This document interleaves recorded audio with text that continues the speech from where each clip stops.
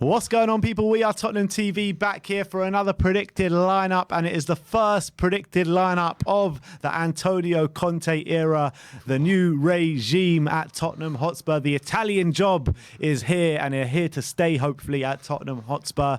And actually, interestingly enough, Antonio Conte didn't do the press conference today. It was Fabio Paratici, but from what I gather, it was just because he was waiting for his visa to come through, and he will be in the dugout tomorrow night at the Tottenham Hotspur Stadium. But just before we get into the predicted lineup, let's run through the team news. So yeah, I mean, we only have one injury or suspension, and it's an injury to our latest Darren Anderson. It's Ryan Sessegnon is out for a change and unavailable for selection. But apart from that, no suspensions and a clean bill of health. Yep, that is what we like to see. So it's very interesting. I mean, we have no clue how this lineup is going to go. It's literally just guesswork, to be honest. But we're going to go for a 3-5-2 formation. In goal, we're going to go for Hugo Lloris, just because Hugo Lloris was the one doing the press conference today, as they usually pick a player to do Europe, and the player 9 times out of 10 usually does play. So Hugo Lloris in goal. Yeah, I mean, like you said, I mean, we did have it as Galini. Then you realised it's Hugo doing the press conference, so we changed it. And now that you said 9 times out of 10, what's the bet? So in goal is Hugo Galini. No, it's Lloris. Yeah, Hugo Lloris in goal. And so we're going to go for a back three, and the right-sided centre-back is going to be Japhet Tanganga, in our opinion. I mean, you really like Tanganga there, don't you? I do. I think, like, we all know that he's a centre-back. We all know that, or a lot of people will vouch that his centre-back is where you want to see him. Yes, he can play at right wing-back, but this is the position that I think he is going to be so highly regarded in, and he said he's going to want to see everyone. And let's face it, Tanganga has been getting most of his game time in this competition, so I think it's a prime time to kill 2 birds with 1 stone and see what he's like in that position. Alongside Japhet Tanganga, we're going to go for Christian Romero. All my thoughts about Christian Romero, I genuinely believe he is genuine levels above anyone we have in the centre-back positions. And I think it's imperative that he does pretty much play near on every game, to be honest. Yeah, I mean, it's like we eased him in to begin with, and then obviously we saw him in a few games. And just even though our defence has been quite shocking, obviously in positioning, when it's with him near the ball, he is, like you said, he is levels above there. He's so composed. He's the rock of that defence, and he definitely starts tomorrow. And he's just so aggressive, isn't he? I mean, he learns the attackers' games. He gets in front of them so quickly. And yeah, probably you will see a few mistakes time and time again, but you're going to gain a lot more points than you lose with that kind of style of play, aren't you? Exactly. And the things he's been doing as well is he lets the attackers know that they're there and they're not in for an easy afternoon, or in this case, evening. So yeah, he is adapting a lot quicker than I thought to the Premier League. And then to make up the back three, we're going to go for Eric Dyer on the left-hand side. I mean, in my opinion, probably the one that's most comfortable playing on the left-hand side. I mean, we could have played Davinson Sanchez there, who's actually impressed me quite a bit this season, but we're going to go for Eric Dyer for argument's sake. Well, yeah, I love Sanchez. I want to see Sanchez there, but I think Eric Dyer has got like you said, for a first game and coming in, I think he's a shoe-in, and maybe, who knows, this could be, we've said he's not a defensive midfielder, he can't play in a back two, he can't play right back, so maybe this is the position that's meant for him, but we should have to wait and see with him. But yeah. Tomorrow start with him. And then right wing back, we're actually going to go for Matt Dougherty. I'm not even sure if he's played this season, Matt Dougherty.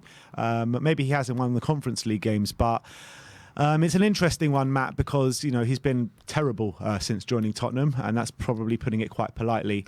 Matt Dougherty, he came with a big reputation of being one of the top right backs or right wing backs in the Premier League when he did come for Wolves. And I actually think under Antonio Conte, he might maybe not thrive, but I think we'll see better performances from him, because so far it's been shocking, but this is the system where he actually thrived in for Wolves, so maybe we'll see better displays from Matt.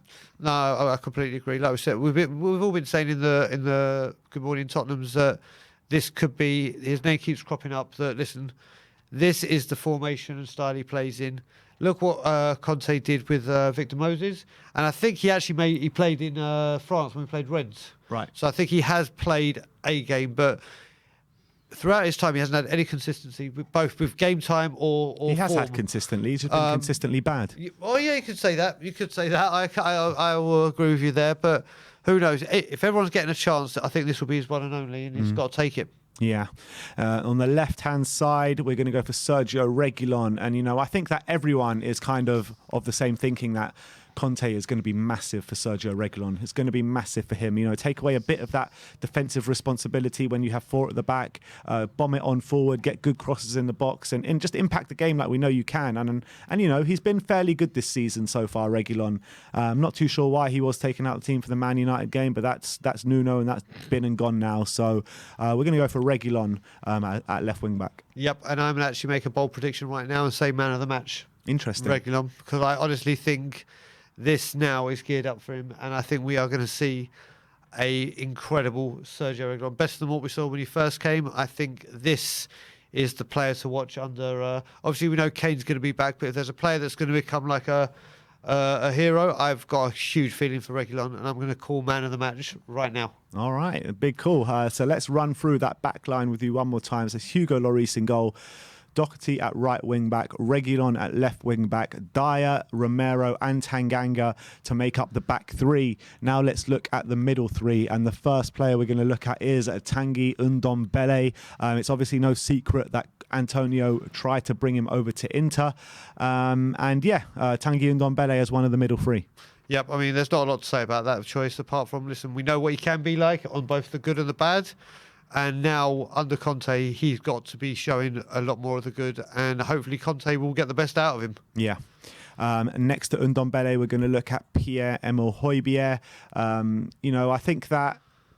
I think that he's going to want to go and see some of the starting off players to see how they do fare, especially with games coming thick and fast. I know there is an international break coming up, but with a big game over at Everton, then maybe he's going to want to see some of his starting lineup that has been playing. So Højbjerg goes straight in there for me. Yeah, I mean, he goes straight in there for me, but also this is... I can't believe I'm saying this, but this is quite a big game for Højbjerg with obviously what we're hearing about. He may not be Conte's cup of tea, which I don't like, but we have to believe in the manager. He's got a lot to prove to the manager, not us, the fans, and hopefully that will show on the pitch. Yeah, definitely. So that's Ndombele, Højbjerg to make up the third man in midfield. We're going to go for Giovanni Lo Celso to add a bit of creativity. And, if you have Højbjerg there as the base with Lo Celso and Ndombele, I mean, this is the middle three that we really wanted to see last season. So far, no manager have been able to fit Lo Celso and Ndombele in the same team. But I'm hoping that this is the start of something new. Yeah, I mean, the only reason why I say that this could be the start of something is because of Christian Romero. Last season we didn't have a defender that could dominate like him, so with that extra cover. So this is, when we first signed them, we thought, oh my God, what a midfield three for creativity and for obviously what Højbjerg does. And I hope also see Lo Celso more on the left as opposed to where he's been playing well for Argentina will bring fruit for us. All right, so that's a middle three of Ndombele, Højbjerg, Lo Celso. Let's look at the striking department now. I bet you can't guess who. Yeah, I bet you can't guess who. The first player we're going to look at is Harry Kane. It's been widely reported that Harry Kane is really excited and really happy of the ambition shown by the club of bringing in Antonio Conte. So we're going to go for Kane to start the first game in the regime. Yeah, and a very, very happy Harry Kane. I think it's this is what he's been waiting for. Do you know what? Our season starts now, and I think Harry Kane's season starts right now because he is going to be motivated. He is now going to be thinking, right, how quickly can I catch up with Mo Salah in the Golden Boot? And getting a few goals under his belt in this game will certainly be a good start. 100%. And then alongside him is obviously going to be his duo Heung-min Son, and hopefully they can pick up where they left off under Jose Mourinho, really, because we haven't seen that kind of partnership from them since then. And I'm backing Antonio Conte all the way to get the best out of them, that's for sure. Exactly. Like I said, if Mourinho could do it, and we're saying Conte is 10 times the manager, or like we said, on the ascendancy, then it's frightening to think what these two could be capable of if they can get this going again. I think this is honestly the start's so beautiful, and hopefully we'll see Son smiling again. Yeah. The world is a happier place when Son smiles. Yeah, I think he's probably already smiling ear to ear. At Exactly. The moment. So let's run through that lineup with you one more time. So that's Hugo Lloris in goal, a back three of Tanganga, Romero and Dyer, Reguilon and Dougherty in the wing back roles. Lo Celso and Højbjerg, Ndombele in the middle three with Son and Kane up top. If this is the lineup, what score prediction are you going for? I said 4-0. I'm sticking with it. I'm sticking with it. But yeah. what did I say? 2 for Kane, 1 for Ndombele, and a header from Romero. Interesting. I'm going 3-0. I'm going to go 3-0. I'm going for 1 for Harry Kane and 2 for Heung-min Son. That's what I'm going for.